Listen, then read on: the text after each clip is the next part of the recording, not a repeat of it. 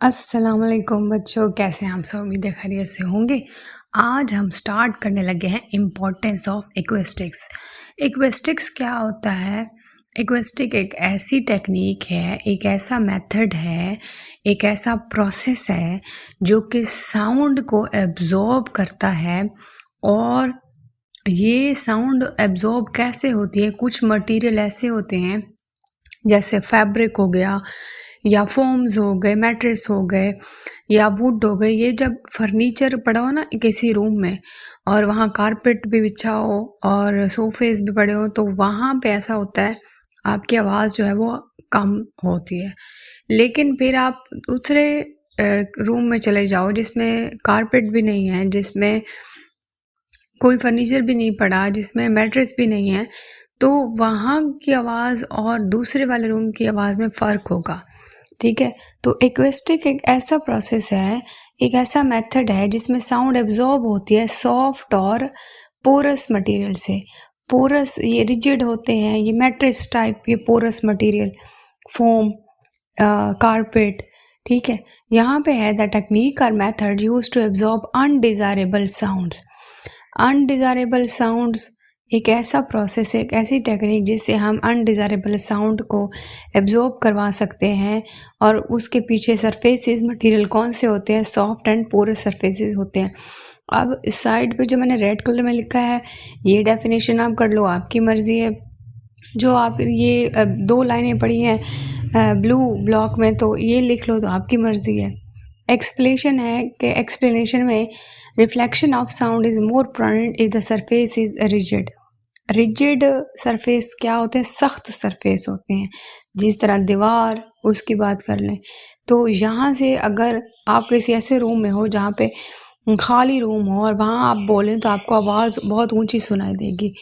ठीक है? तो ये जो रिजिड मटेरियल होते हैं, ये साउंड को रिफ्लेक्ट करते हैं।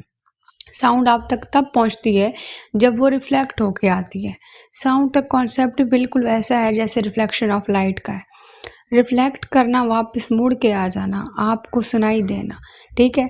तो ये रिफ्लेक्शन ऑफ साउंड जो है तब भी होती है जब सरफेस होते हैं रिजिड, ये टकरा के वापस आते। लेकिन अगर as compare to soft surfaces, अगर हम सॉफ्ट सरफेसेस की बात करें, फॉर एग्जांपल हम फोम की, मैट्रेस की, कारपेट्स की, रग्स की, इनकी बात कर लें, तो ऐसा है कि यहाँ पे रिफ्लेक्शन नहीं होगी साउंड की, यहाँ पे रिफ्लेक्शन वाला प्रोसेस नहीं होगा, यहाँ आपको वापस आपकी आवाज़ सुनाई नहीं देगी। और अगर ये सरफेस होंगे रिजिड नहीं होंगे, सख्त नहीं होंगे, सॉफ्ट होंगे, पोरस होंगे, इरेगुलर होंगे, तो वहाँ तक आवाज़ आपकी रिफ्लेक्शन जो है वो एब्जॉर्ब हो जाएगी, साउंड काम आएगी। सॉफ्ट पोरस मटेरियल कौन हो सकता है? Drapes such as drapes and rugs absorb large amount of sound energy and this quiet echoes and softening noise. तो इससे आवाज़ जो है काम का हो जाती है। Thus by using such material noisy place we can reduce the level of noise pollution. तो हम ऐसे मटेरियल यूज़ करके नॉइस पोल्यूशन का लेवल कम कर सकते हैं। However if the surface of classroom है, पब्लिक हॉल्स हैं, वहाँ too absorbent the sound level may be low for the audience. वहाँ पे साउंड लेवल कम होता है। ऐसा क्यों है कि हम पीछे रिफ्लेक्टर लगा लेते हैं। अगर हॉल ऐसे बनाते हैं जहाँ पे चेयर्स पड़ी हैं, जहाँ पे सोफ़ास पड़े हैं, तो वहाँ पे साउंड तो कम होती है, लेकिन पीछे रिफ्लेक्टर्स हम लगा देते हैं।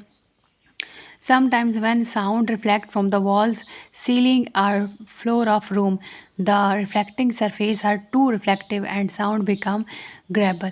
अब हम इतना भी नहीं करते कि हम हॉल को ही पूरा कवर करते रग से और कारपेट से, तो इस तरह आवाज़ ऑडियंस तक कैसे पहुंचेगी? तो हम ऐसा करते होते हैं, या तो सीलिंग को, छत को इस तरह बना देते हैं, सीलिंग को हम ऐसा बना देते हैं कि साउंड रिफ्लेक्ट कर सके, ऑडियंस तक पहुंच सके। तो हम कर्व वाले सरफेस उसमें फिर यूज़ करते हैं, तो मल्टीपल रिफ्लेक्शंस आती हैं। The reflecting surfaces are too reflected and the sound become gravel. This is due to multiple reflections called reverberation। अगर यहाँ पे कह रहे हैं कि अगर जहाँ पे क्लासरूम्स और हॉल्स में आपको आवाज़ बहुत ज़्यादा आ रही होती है, लेकिन आप सिनेमा में जाओ, अब जहाँ पे मूवी हॉल होते हैं वहाँ पे आप जाते हो, तो वहाँ पे आपको, या थिएटर जो होते हैं वहाँ पे आप जाते हो देखने, तो वहाँ पे आप देखो तो पीछे रिफ्लेक्टर्स होते हैं, तो आवाज़ आप तक पहुँच जाती है। ठीक है। In the design of lecture hall, जो लेक्चर हॉल है, ऑडिटोरियम है, theatre hall are balanced must be achieved between reverberation and absorption. वहाँ पे पीछे रिफ्लेक्टर्स लगे होते हैं ऑडिटोरियम में, लेक्चर हॉल्स में, थिएटर हॉल्स में, ताकि आवाज़ हर कोने तक जा सके। It is often advantages to place reflective surface behind the stage to direct sound the audience. अच्छा, उसके बाद है कि कुछ अगर आप हर जगह ही चारों साइड्स पे ही आपने ऐसे सरफेसेस लगा दिए तो फिर अब आवाज़ कैसे जाए, तो फिर हम कर्व वाली सरफेसेस, कर्व वाली छतें होती हैं, सीलिंग ऑफ लेक्चर हॉल्स, ये इनकी सीलिंग कर्व वाली होती है, कॉन्फ्रेंस हॉल की भी, लेक्चर हॉल्स की भी, थिएटर की भी halls and curves so that the sound after reflection may reach all the corner of the hall. Sometimes curved sound broad are placed behind the stage so that sound after reflections distribute evenly across the hall. तो या तो ऐसा करते हैं कि halls में, big halls जो बड़े हॉल्स होते हैं, ऑडिटोरियम होते हैं, उनके पीछे रिफ्लेक्टर्स लगा देते हैं और कर्टन बाकी हर जगह तो होते हैं, लेकिन पीछे रिफ्लेक्टर्स ऐसी जगह पे लगा देते हैं कि आवाज़ हर जगह पहुंच सके। और या फिर सरफेसेस ऐसे कर्व सरफेस लगा देते हैं कि इधर उधर तो सारी चीज़ें कवर्ड होती हैं, लेकिन उनकी सीलिंग ऐसी कर देते हैं, ऐसी कर्व सीलिंग होती है ताकि आवाज़ जो है वो रिफ्लेक्ट हो सके। ठीक है, यहाँ से कोई बात समझना है ज़रूर पूछेगा, ये बहुत आसान सा टॉपिक है। चैनल को सब्सक्राइब कर दें, वीडियो को लाइक कर दें, शेयर कर दें, कमेंट कर दें। Thank you so much. अल्लाह हाफिज़।